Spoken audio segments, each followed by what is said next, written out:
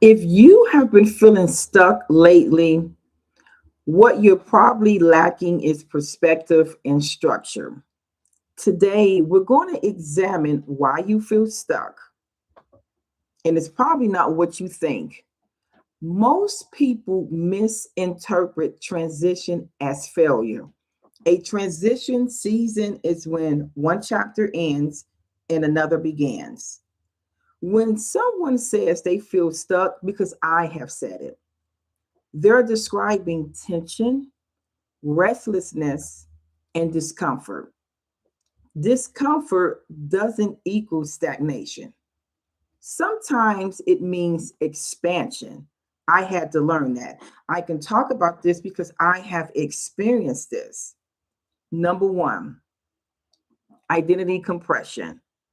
And this is when your internal capacity has grown, but your external structure, it hasn't. And that tension, it feels like being stuck. I have experienced this, but it's expansion without organization. Number two, lack of structural clarity. I can talk about these things because I have experienced it. So, once again, number two, lack of structural clarity. And that is not having a clear personal roles, routine, decision making systems. And that leads to confusion, inefficiency, scattered of efforts, and actions that doesn't align with your goals. I have experienced this for a long time, and now I have learned, and I am bringing myself out of this with God's help. You don't need motivation, you need structure. This starts in your mind for clarity. If you don't know what season you are in, every step feels uncertain. Uncertainty without structure, it leads to anxiety. Number three, avoided strategic movement.